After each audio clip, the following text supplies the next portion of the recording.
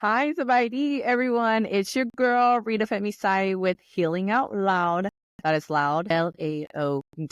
Make sure you hit that subscribe button if you haven't already. Let's continue to spread awareness and bridge more resources for obtaining the highest level of mental health in our Lao diaspora community and overall Southeast Asian diaspora. Today, I wanted to talk about 5 lessons I've learned as a Lao American therapist. You all may already know that there's not a lot of us out there, only a handful. I hope that this video brings not only awareness, but I hope that inspires other people to learn from my mistakes, learn from the things that I didn't know going in this field. And so I'm hopeful that you can sit back, take note, get a more holistic understanding, because not all rainbows and butterflies is not meant to be rainbows and butterflies, but I hope that you will take what you need from the lessons that I've learned. One of the first lessons I've learned as a Lao American licensed therapist is, how do I overcome my own imposter syndrome?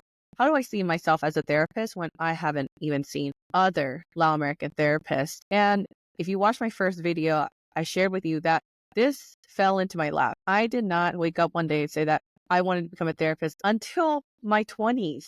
It's not like there are other mental health professionals that I could look up to as a child of refugees who had parents in the diaspora that were surviving from war trauma and trying to make it in the United States. So the first thing that I had to confront is, how do I be that person I needed, and to let go of any negative self-talk that was keeping me back from really truly being that person that I needed growing up. And so that person I imagined for myself is someone who's brave, someone who is courageous, and someone who takes risks, knowing that there's going to be a much bigger reward at the end of the day. So I learned how to navigate doing away with negative self-talk in order for me to become the person, the licensed therapist that I wish I had when I was struggling with my own mental health issues as an adolescent, as a college student, as a graduate student. So here I am today, being that person,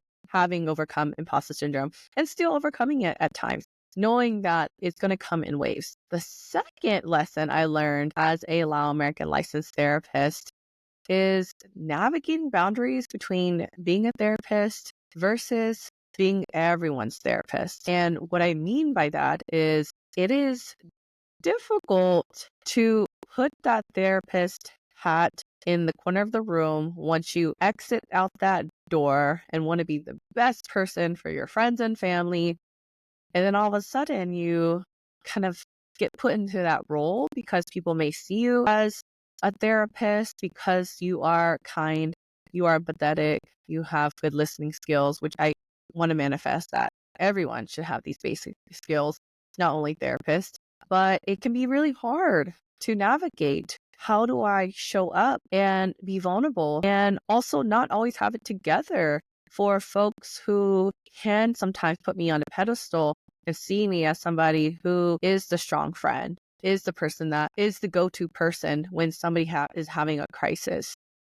So having to set boundaries for myself is number one, because no one is going to know my limits besides me. And then also setting boundaries with friends. If, they're asking for some level of support that I actually don't have capacity for at the moment, doesn't mean that I'm going to be dismissive and say that, okay, I'm not your therapist.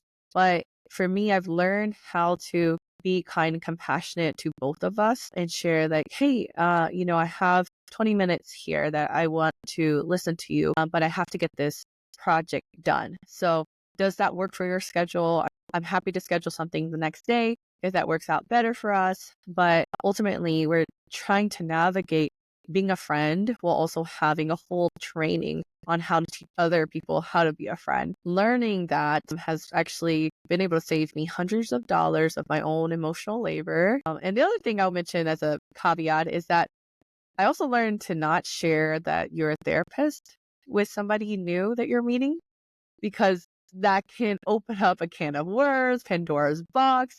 And that's not something that I want to get myself into. If somebody's just asking like, hey, what I do, I'll share. I work in mental health, and mental health is a huge field. Doesn't mean I do therapy, but I just learned how to make it more general. so that I'm not putting myself in a position where I feel resentful of someone sharing with me 2 hours later about their emotional issues in their intimate partnership. I may not be in the right headspace or mind space to be able to actually provide them that level of professional support when I am off as a therapist. Third lesson I have learned, I realized that not everyone in social work is going to have the lens of social justice or liberation psychology. And when I talk about liberation psychology, I talk about how do we free the mind, not just teaching people how to set boundaries, but how do we work through conflict with our loved ones? And on top of that, a lot of the ways that mental health symptoms are produced and reproduced is also through systems of oppression. And when I talk about systems of oppression, talking about racism, sexism, being persecuted for the religion you practice, etc. And if you listen to my first video,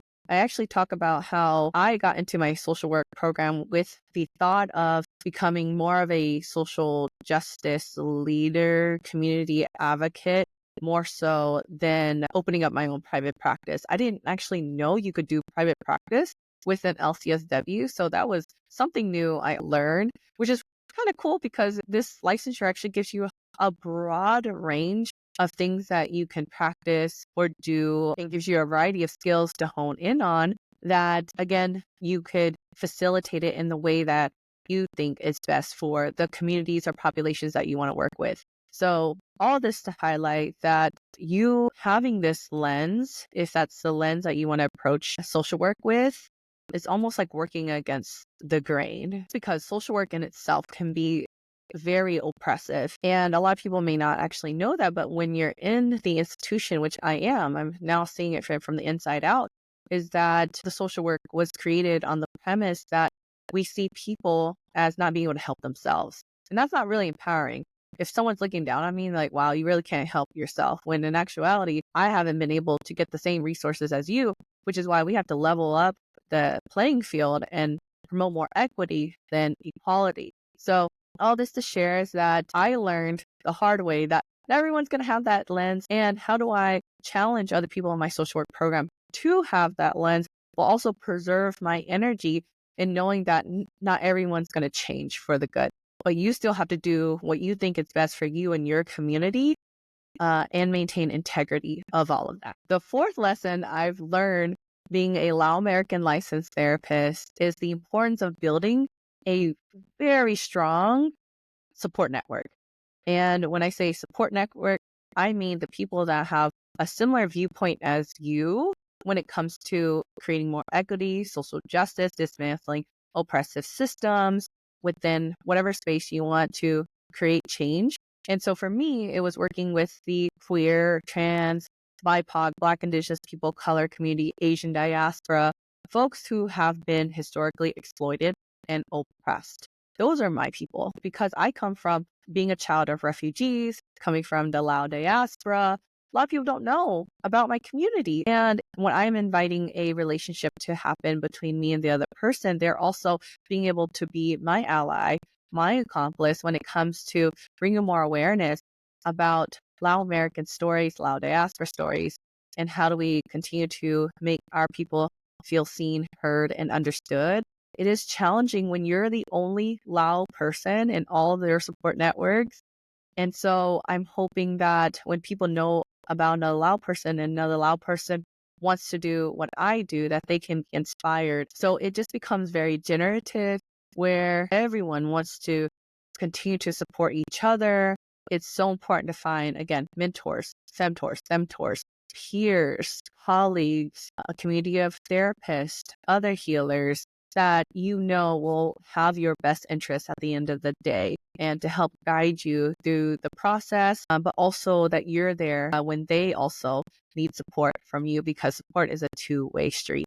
I'm so grateful for my big sis, Wanda Pathamrit, who was able to help guide me into the social work program, to do the dual degree program at the time when I was a little student trying to make my way into the field of social work with the intersections of Asian American studies. And honestly, you just need one person to help guide you through this process. And Wanda was that person for me that encouraged me, told me how important my work was and is, and how incredible of a social worker I've become. And that to me is everything I needed to continue to do this work that I do. And now she's on the Healing Out Loud advisory board, which I am so honored to have her present, be the creative advisor for the direction of where Healing Out Loud can and will go. The final and fifth lesson that I've learned in my journey as a Lao American licensed therapist is the difficulty in addressing the mental health stigma in my own community. If you know how tough it is for community members to come forward and talk about pain, talk about struggle, and even thinking about your own family community. How hard is it for your parents to open up about difficult things about the war, about the past, about decisions that they're not proud of making? And so to destigmatize seeking support, as in to promote, hey, it's okay to not be okay, it's me going against a whole belief system of not airing your dirty laundry. And then I'm out here airing my dirty laundry. It can be confusing because it's like, wait, who are you? And it can bring about shame. It can bring about more family drama. But all of this to share that I just learned how difficult it is, but still how important it is as well. And those truths can coexist on the same playing field, that even though we don't want to talk about it, it is important.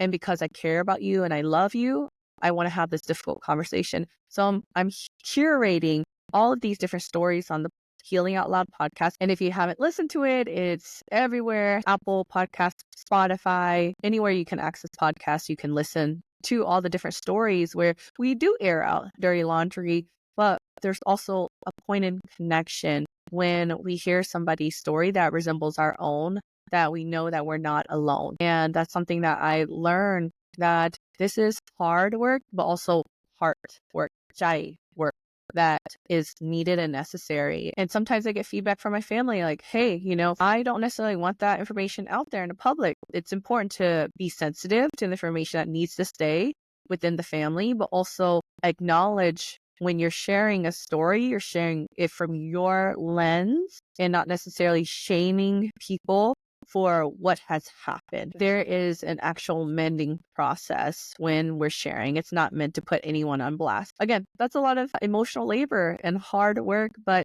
my community is worth it. And this is what I had to learn the hard way. And I'm still learning how to navigate addressing mental health stigma in our Lao diaspora community. I hope this video was super helpful for folks who are considering this track, but don't know where to start, if it gives you a better understanding of the experience. But again, I hope that you can ground yourself and know that that was Rita's experience. That might not be your experience, but I hope that whatever you take here and apply it in your own professional field and track.